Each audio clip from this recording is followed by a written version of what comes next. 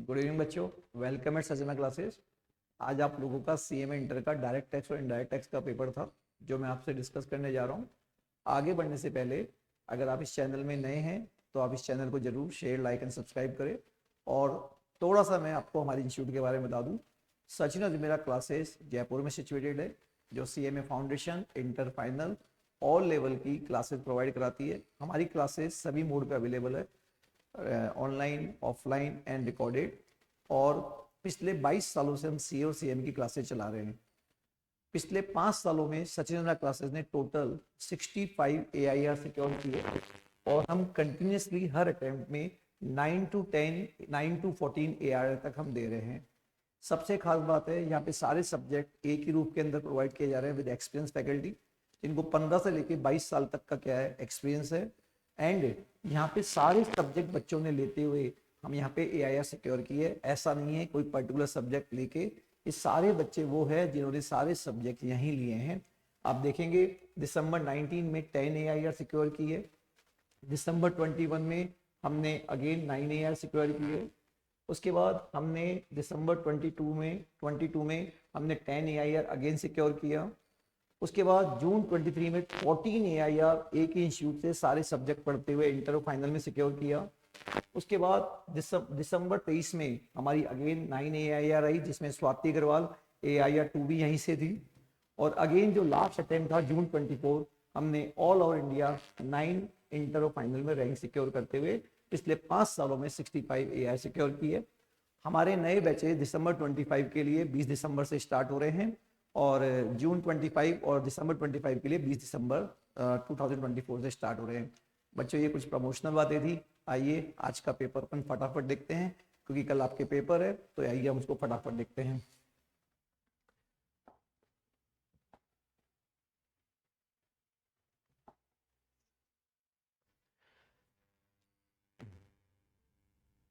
सबसे पहले आज का first question was very simple question, clubbing से आया था। एक माइनर डॉटर है जिसने 50,000 रुपए स्पेशल टैलेंट से कमाए। बताओ ये क्लब होगी? आपको पता है सेक्शन 64(1)A में माइनर अगर टैलेंट से कमाता है तो कोई इनकम क्लब नहीं होती। तो करेक्ट आंसर इज डी। तो D is the correct answer, D होगा। एक पार्टनरशिप फर्म है जिसको लॉस है, और क्या वो अपने पार्टनर्स को रेम्यूनरेशन दे सकती है? आपको पता है 40 स्मॉल बी के अंदर एक फर्म अपने पार्टनर्स को कितनी रेम्यूनरेशन दे सकती है? Remuneration to working partner as per deed. और फिर अपन करते हैं जो बुक प्रॉफिट अगर पॉजिटिव होता है तो पहले 3 लाख का 90% और 1.5 lakh whichever is higher और बैलेंस का 60%। बट क्योंकि यहाँ पे बुक प्रॉफिट लॉस था, उस केस में भी आपको रेम्यूनरेशन मिलती है। कितनी मिलती है? 1.5 लाख रुपए, मिनिमम 1.5 लाख। और एक्चुअल रेम्यूनरेशन में से भी क्या है? लोअर है। तो 1.5 लाख और एक्चुअल रेम्यूनरेशन जो बी के हिसाब से थी, तो करेक्ट आंसर बच्चों इसका बी होगा। इनकम फ्रॉम स्पेलिंग वगैरह ये क्या है बच्चों? एग्रीकल्चर इनकम है, नो डाउट एग्रीकल्चर इनकम है। अगेन सिंपल क्वेश्चन, 54 की एग्जामिशन किसको मिलती है बच्चों? केवल इंडिविजुअल को मिलती है? नहीं, इंडिविजुअल और एचयूएफ दोनों को मिलती है, बाकी एसएससी को नहीं मिलती। तो 54 वो एग्जामिशन होती है रेजिडेंशियल हाउस बेचकर रेजिडेंशियल हाउस परचेज किया। उसके बाद ये क्वेश्चन एक अच्छा क्वेश्चन है ये, इसके लिए आपको डीप नॉलेज चाहिए। हमने इस क्लास के अंदर सेक्शन 43 आपको पता है एक्चुअल कॉस्ट पढ़ा था। हमने एक्चुअल कॉस्ट में पढ़ा था कि अगर एक बिल्डिंग, अगर हम पर्सनल बिल्डिंग को अगर हम बिजनेस की बिल्डिंग बिजनेस में लेके आते हैं, तो जो एक्चुअल कॉस्ट थी उसमें डीम डेप्रेशन लेस करते हुए हम ये काम करते थे। आपको ध्यान होगा 43 में हमने एक्सप्रेशन 5 पढ़ा था। फिर मैंने बताया था वो पॉइंट केवल बिल्डिंग के लिए होता है और असेट्स के लिए नहीं होता। और असेट अगर हम व्यापार में लेके आते हैं तो जो उसकी एक्चुअल कॉस्ट होती है ना, वही कॉस्ट होती है। तो यहाँ पे लैपटॉप, आप पर्सनल लैपटॉप को बिजनेस के लेके आता है तो उसकी मार्केट वैल्यू से हमको कोई मतलब नहीं होता। ये 50,000 रुपीज जो कॉस्ट है, ओरिजिनल कॉस्ट, वही व्यापार बिजनेस की क्या मानी जाएगी? कॉस्ट मानी जाएगी। और इस 50,000 रुपए की हमको 40% क्या मिलेगा? डेप्रिसिएशन। तो करेक्ट आंसर बच्चों 20,000 रुपीज है। आपको ध्यान होगा मैंने क्लास के अंदर कॉपी के अंदर यहाँ लैपटॉप का एग्जाम्पल है, मैंने कार का आपको एग्जाम्पल दिया था। ओके। रहना एक रेजिडेंट इंडिविजुअल है जिसने रिटर्न टाइमली भरता है और बैंक से पैसा विड्रॉल किया है। आपको पता है सेक्शन 194(n) के अंदर अगर हम रिटर्न टाइमली नहीं भरते तो 20 लाख से 1 करोड़, 20 लाख से 20 अप टू 20 लाख, 20 से 1 करोड़ और 1 करोड़ के ऊपर वो वाली लिमिट लगती है। कोऑपरेटिव बैंक के केस में 3 करोड़ की लिमिट लगती है। अदर देन कोऑपरेटिव बैंक है, तो यहाँ पे सिंपल सा होगा, 1 करोड़ के ऊपर टीडीएस कटेगा और क्या रेट होगी बच्चों, 2% की रेट से टीडीएस कटेगा। तो बैंक आपका 2% की रेट से 194 एन में टीडीएस काटेगी। तो करेक्ट आंसर कितना है, बी है। उसके बाद ये जीएसटी का एग्जाम्शन चैप्टर का क्वेश्चन है, जीएसटी के एग्जाम्शन चैप्टर का क्वेश्चन है। अगर कोई चैरिटेबल ट्रस्ट, कोई भी चैरिटेबल ट्रस्ट, जो कोई भी रिलीजियस ट्रस्ट जो इनकम टैक्स एक्ट के 12 AB में रजिस्टर्ड होती है, अगर वो रिलीजियस प्लेस के लिए अगर जगह किराए पे देते हैं, तो अगर वो पर डे का रूम 1000 से कम लेते हैं, शॉप के लिए 10,000 पर मंथ से कम लेते हैं, और जो हॉल होता है उसके लिए 10,000 पर डे से कम लेते हैं, तो वो एग्जेम्प्ट होती है सर्विस। तो तीनों ही सर्विस एग्जेम्प्ट है। तो करेक्ट आंसर बच्चों उसका डी है। फिर आपको बताइए आरसीएम एफसीएम का क्वेश्चन है। अगर आपको पता है कि अगर होटल के केस के अंदर अगर एक्चुअल ओनर रजिस्टर्ड होता है, तो एक्चुअल ओनर जीएसटी पे करने के लायबल होता है, मतलब सप्लायर लायबल होता है। अगर एक्चुअल ओनर रजिस्टर्ड नहीं होता, तो उस केस के अंदर बच्चों ई कॉमर्स ऑपरेटर क्या होता है, लायबल होता है। तो जो मैंने आपको एमसीक्यू के हर चैप्टर में से 40-40, 50-50 क्वेश्चन दिए थे, ये सारे क्वेश्चन उनमें से हिट हुए हैं। अगर आप देखेंगे तो आपको ही मिलेंगे इसके अंदर। तो करेक्ट आंसर है ई कॉमर्स ऑपरेटर, क्योंकि होटल अनरजिस्टर्ड है।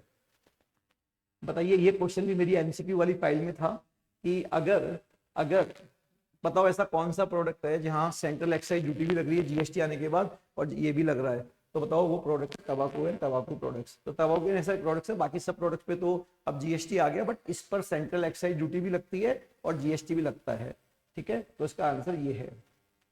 ये क्वेश्चन भी मेरी, ये सारे क्वेश्चन फाइल्स में दिए गए हैं। तो बताओ, tax invoice shall be prepared in case of good triplicate आएगा, और in case of service duplicate आएगा। तो बच्चों करेक्ट आंसर क्या है, सी है। ये तो आज मैंने आपको जो मॉर्निंग में एमसीक्यू भेजे थे, ये दोनों क्वेश्चन उसी में से आए हैं जो मैंने आपको क्वेश्चन भेजे थे आधे घंटे के अंदर। तो बताइए, goods which are same in all respect including physical quantity as well as, इसको अपन बोलते हैं आइडेंटिकल गुड्स। क्या बोलते हैं बच्चों, आइडेंटिकल गुड्स। बताओ 10(2) में सर्विस के केस में कंपोजिशन की लिमिट क्या होती है बच्चों, 50 लाख रुपीज कंपोजिशन की लिमिट होती है। तो करेक्ट आंसर है बी। उसके बाद ये भी मेरे एमसीक्यू वाली फाइल में था। ये तीनों क्वेश्चन तो मेरी एमसीक्यू वाली फाइल में से आए हैं, और एक वो जो पार्टनरशिप लॉस था वो भी वहीं से आया है। ये वाला क्या बोल रहा है, एक एम्प्लॉयर अगर अपने एम्प्लॉय को कोई भी गिफ्ट देता है, तो जीएसटी में एम्प्लॉयर एम्प्लॉय को रिलेटेड पर्सन माना है, और शेड्यूल 1 के अंदर ये लिखा हुआ है कि अगर एम्प्लॉयर एम्प्लॉय को विदाउट कंसिडरेशन भी कोई सप्लाई करता है, तो उसको सप्लाई मानते हैं, अगर सप्लाई की वैल्यू 50,000 से ज्यादा है। तो बच्चों यहाँ पे gift receive from employ is fully taxable under GST, अगर वैल्यू 50,000 से ज्यादा है। तो करेक्ट आंसर क्या है, 50,000 है।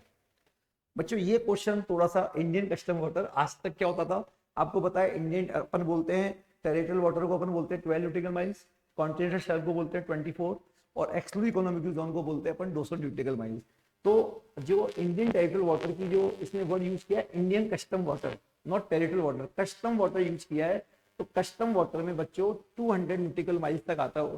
तो बताओ एक्सक्लूसिव इकोनॉमिक जोन कहां तक होता है, 200 न्यूटिकल माइल्स तक आता है। तो उसका करेक्ट आंसर शुड बी ए होना चाहिए। मेरे हिसाब से इसका करेक्ट आंसर क्या होना चाहिए, ए होना चाहिए। अब अगर आप कंपोजिशन स्कीम से बाहर हो गए, कंपोजिशन स्कीम से बाहर हो गए, तो जैसे मान लो आप 1 दिसंबर तक कंपोजिशन स्कीम में, उसके बाद बाहर हो गए, तो बताइए फिर क्या होगा, जीएसटी रेगुलर स्कीम में कब से लगेगा। तो बच्चों आपको ध्यान होगा, अपन ने सेक्शन 10 पढ़ा था, सेक्शन 10(4) के अंदर पढ़ा था कि जस्ट 10(3) में कि जैसे ही आपका टर्नओवर कंपोजिशन लिमिट को क्रॉस, कंपोजिशन लिमिट के टर्नओवर को क्रॉस कर जाता है, मतलब जैसे 1.5 करोड़ से ज्यादा का टर्नओवर हो जाता है, तो जिस दिन क्रॉस हुआ उस दिन से आप नॉर्मल स्कीम में चले जाते हो। तो बच्चों यहाँ पे क्रॉस हुआ है 1 दिसंबर को, तो ऐसा नहीं कि आप 1 अप्रैल से है ना नॉर्मल स्कीम में टैक्स पे करोगे, वेरी फर्स्ट डे मतलब 1 दिसंबर से ही आपको क्या देना पड़ेगा, नॉर्मल स्कीम के हिसाब से टैक्स देना पड़ेगा। तो इसका मतलब ये हुआ, इसका करेक्ट आंसर होगा B. So the permission granted to him is deemed to withdraw from the day his turnover crossed the specified limit, and he shall be liable to pay tax under the regular scheme from the 1st December 2023. तो इस तरह से बच्चों ये आपके सारे MCQ के answers होते हैं। आइए अब अपन बात करते हैं तुम्हारे सब्जेक्टिव पेपर के बारे में। सब्जेक्टिव पेपर के बारे में एज यूजुअल सभी चैप्टर से ऑलमोस्ट क्वेश्चंस इन्होंने कवर करने की कोशिश की है। 1-2 क्वेश्चन अच्छे हैं, बाकी सब क्वेश्चन नॉर्मल है, कुछ भी नहीं है। अपन सीए लेवल के अपन ने क्वेश्चंस किए हुए हैं, और ऐसे क्वेश्चन जितने भी आए हुए हैं वो सब क्लास में डिस्कस हुए हुए हैं। हो सकता है क्योंकि एग्जाम का प्रेशर होता है, तो आप 1-2 पॉइंट आपकी गलती हो जाए तो भी आपको चिंता करने की जरूरत नहीं है, स्टेप मार्किंग होती है, तो डोंट वरी। पहला ये सदाबहार क्वेश्चन होता है, बताओ पहचानो कैपिटल रिसीप्ट है या कैपिटल एक्सपेंडिचर है। ये बेसिकली जनरल नॉलेज का क्वेश्चन होता है, तो आपको इसमें 1 बाय 1 जवाब देना है कि कैपिटल रिसीप्ट है या कैपिटल एक्सपेंडिचर है। ये बहुत सिंपल क्वेश्चन है, आपको सभी की एग्जाम्शन निकाल के बतानी है।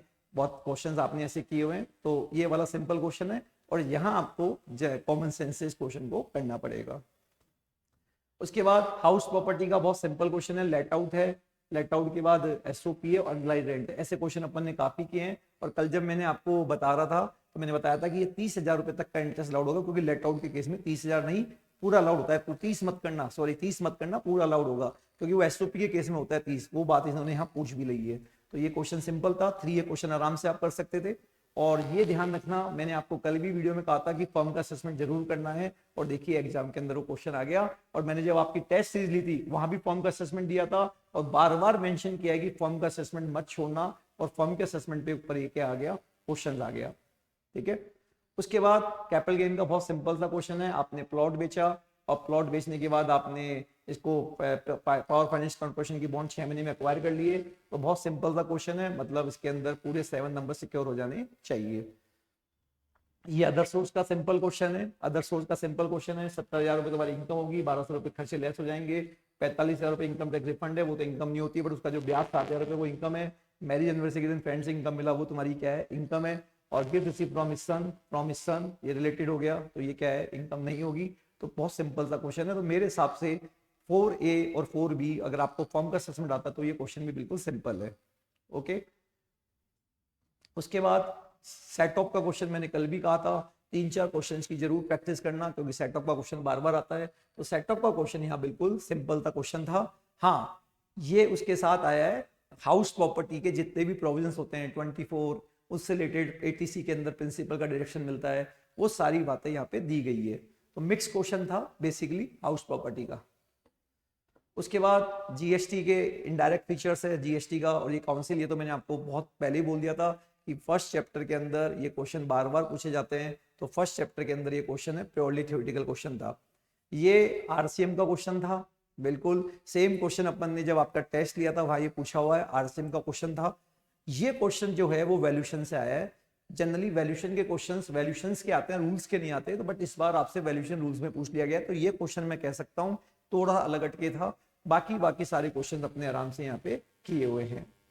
और अगेन आईटीसी का बहुत सिंपल क्वेश्चन है, अपन ने क्लास में 21 क्वेश्चन सॉल्व किए थे, बहुत सिंपल क्वेश्चन है। और कस्टम में तो आपको पता ही है ऐसे वाले क्वेश्चन मॉड्यूल में से आते हैं और ये क्वेश्चन बार बार रिपीट होता है, तो ये क्वेश्चन भी सिंपल था। ओवरऑल मैं ये कह सकता हूँ आपको 7 में से 5 क्वेश्चन करने थे, 4 क्वेश्चन तो आप कंप्लीटली आराम से कर सकते हैं। एक क्वेश्चन में हो सकता है कुछ पॉइंट्स आपके गलत हो, या मान लो हर क्वेश्चन में आप कंफ्यूज है कि ये पॉइंट सही है या नहीं है, वो क्वेश्चन बच्चों चिंता मत करो, स्टेप मार्किंग होती है। पेपर मॉडरेट था, जिनको नॉलेज थी वो आराम से कर सकते थे, जिन्होंने कम पढ़ाई की वहां उनको हो सकता है कि थोड़ी सी प्रॉब्लम्स आए, चिंता मत करो, बट स्टेप मार्किंग हो जाएगी। इस पेपर क्योंकि अभी समय कम है, मेरे पास जस्ट पेपर आया है, एमसीक्यू बच्चों को बहुत रहता है, तो इसलिए मैंने फटाफट सॉल्व कर दिया।